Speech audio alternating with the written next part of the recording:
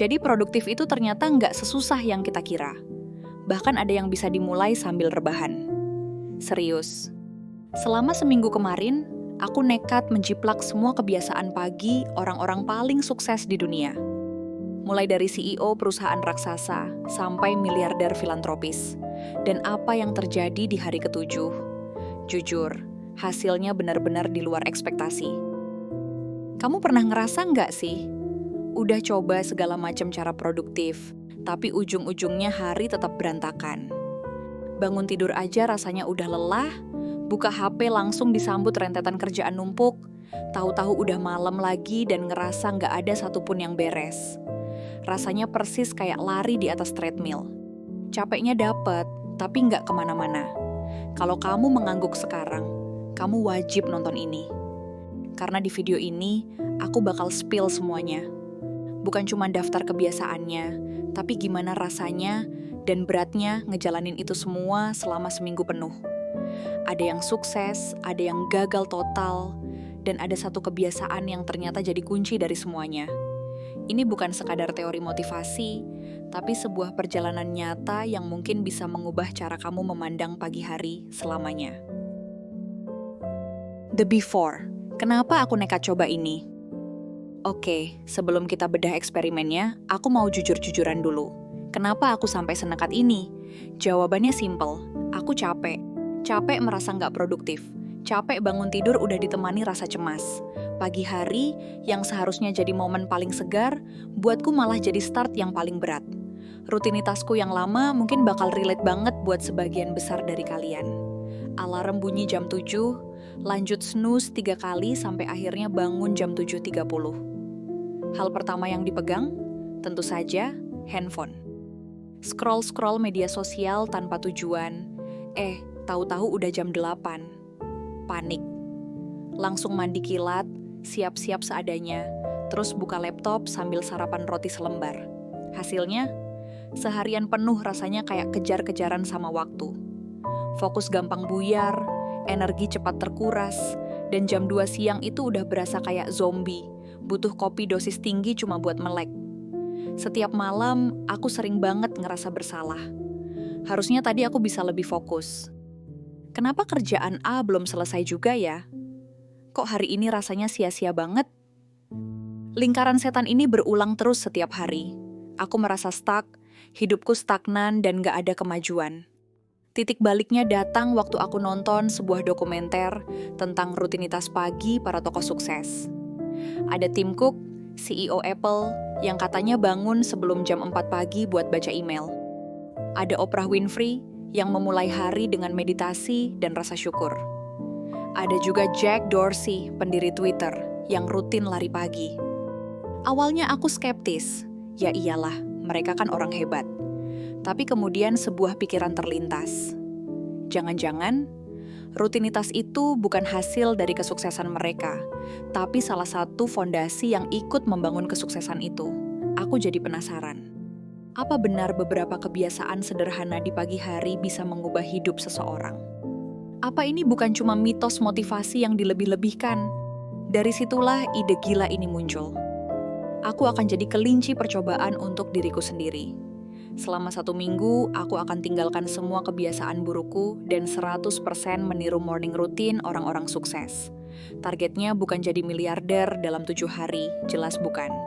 Targetku cuma satu, melihat apakah aku bisa merasa lebih baik, lebih produktif, dan lebih memegang kendali atas hariku. Hari pertama yang amburadul. Hari pertama adalah bencana total. Jujur saja, ini jauh dari gambaran estetik video-video produktif di internet. Rencanaku, bangun jam 5.30 pagi. Realitanya, alarm bunyi, aku kaget, dan dalam keadaan setengah sadar langsung kumatiin. Aku baru benar-benar bangun jam 6.15. Gagal telak di tantangan pertama. Dengan perasaan bersalah, aku lompat dari kasur dan mencoba kebiasaan kedua. Minum segelas besar air putih. Rasanya aneh, biasanya tanganku otomatis cari kopi. Perut terasa kembung, tapi kupaksakan. Agenda berikutnya, meditasi 10 menit. Ini bagian terburuknya. Aku duduk di lantai, Coba pejamkan mata dan yang ada di kepala cuma, ngantuk banget, ya ampun. Nanti sarapan apa ya? Email penting dari klien belum dibales. Ini udah 10 menit belum sih? Setiap 30 detik aku curi-curi pandang ke jam. Bukannya tenang, aku malah makin stres. Olahraga ringan 15 menit juga nggak lebih baik. Aku cuma peregangan seadanya sambil nguap berkali-kali. Rasanya badan ini protes keras, menolak diajak kerja sama. Puncaknya adalah saat membuat rencana harian. Aku duduk manis dengan buku catatan kosong, dan otakku ikutan kosong. Bingung mau nulis apa. Semuanya terasa sangat dipaksakan dan sama sekali nggak natural. Di hari pertama itu, aku nggak merasa lebih produktif. Justru sebaliknya, aku merasa lelah dan cranky sepanjang hari. Aku hampir menyerah dan berpikir, ini semua omong kosong, nggak cocok buat aku. Pengalaman ini penting banget, karena ini membuktikan satu hal. Perubahan itu nggak instan. Hari pertama adalah tentang melawan kebiasaan lama yang sudah mendarah daging, dan itu pasti akan terasa sangat tidak nyaman. Tapi, aku sudah janji untuk melakukannya selama seminggu. Jadi dengan sisa-sisa semangat, aku putuskan untuk lanjut ke hari kedua. 7 kebiasaan yang aku coba. The Listicle Core. Setelah melewati hari pertama yang kacau, aku mulai beradaptasi. Kesalahanku adalah mencoba melakukan semuanya dengan sempurna. Di hari-hari berikutnya, aku lebih santai dan fokus pada konsistensi, bukan intensitas. Dan inilah 7 kebiasaan yang aku jalani, lengkap dengan drama dan hasilnya. Kebiasaan nomor 1, bangun lebih awal, tapi realistis. Sejumlah tokoh sukses memang dikenal bangun super pagi.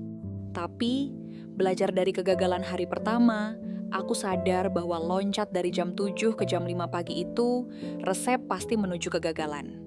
Jadi, aku menerapkan prinsip maju sedikit-sedikit. Aku hanya memajukan alarm 15-20 menit lebih awal dari biasanya.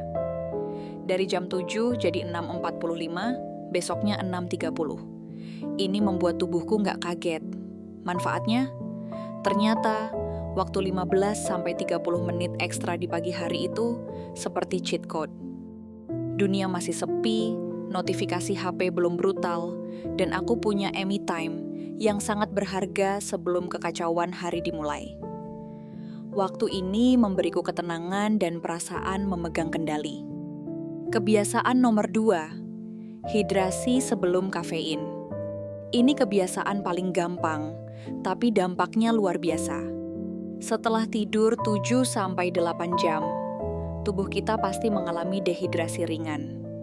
Langsung minum kopi memang bikin melek, tapi itu seperti menyalakan mesin yang olinya kering. Sebaliknya, minum segelas besar air putih, biasanya sudah kusiapkan di sebelah tempat tidur, itu seperti mengisi kembali cairan tubuh. Hasilnya, di hari ketiga, aku sadar kalau aku nggak terlalu sakau kopi untuk merasa segar. Penelitian menunjukkan hidrasi yang cukup sangat penting untuk fungsi kognitif. Dehidrasi ringan saja sudah bisa bikin kita susah fokus dan moody. Ini adalah kebiasaan sambil rebahan yang kumaksud, karena bisa dilakukan bahkan sebelum kaki menyentuh lantai. Kebiasaan nomor 3, bergerak sedikit, bukan maraton. Banyak orang sukses memulai hari dengan olahraga. Tapi jujur, aku bukan tipe orang yang semangat nge-gym jam 5 pagi. Jadi aku cari alternatif yang lebih malas tapi tetap efektif.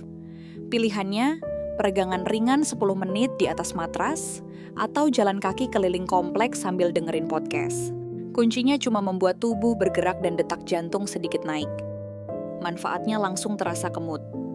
Olahraga pagi melepaskan endorfin, si hormon bahagia yang membuatku jauh lebih positif dan berenergi. Ini membuktikan bahwa kita nggak perlu olahraga berat. Konsistensi jauh lebih penting daripada intensitas. Kebiasaan nomor 4, sarapan bergizi, bahan bakar otak. Dulu sarapanku kalau nggak roti selembar, ya nggak sarapan sama sekali. Selama seminggu ini aku berkomitmen untuk sarapan yang benar. Bukan yang ribet, tapi yang bergizi. Contohnya, oatmeal dengan buah, atau 2 butir telur rebus. Sarapan itu ibarat bensin untuk otak. Buat sebagian orang, melewatkan sarapan bisa bikin kadar gula darah turun, yang efeknya bikin susah konsentrasi dan gampang marah. Dengan sarapan yang mengandung protein dan karbohidrat kompleks, energiku jadi jauh lebih stabil. Drama ngantuk jam 2 siang berkurang drastis. Aku nggak lagi butuh camilan manis untuk sekadar bertahan hidup. Nah, dari 4 kebiasaan pertama tadi, bangun lebih awal, minum air, gerak sedikit, dan sarapan benar, mana yang menurut kalian paling mungkin untuk dicoba besok pagi? Atau mungkin kalian udah punya kebiasaan pagi andalan? Coba share di kolom komentar ya. Aku penasaran banget pengen baca cerita dan tips dari kalian. Kebiasaan nomor 5. Merencanakan hari, bukan sekadar to-do list. Ini adalah game changer terbesar buatku. Sebelumnya, to-do listku isinya puluhan tugas acak yang bikin pusing duluan sebelum mulai. Orang sukses seperti Bill Gates tidak hanya membuat daftar, tapi mereka menetapkan prioritas. Jadi, aku mengubah caraku.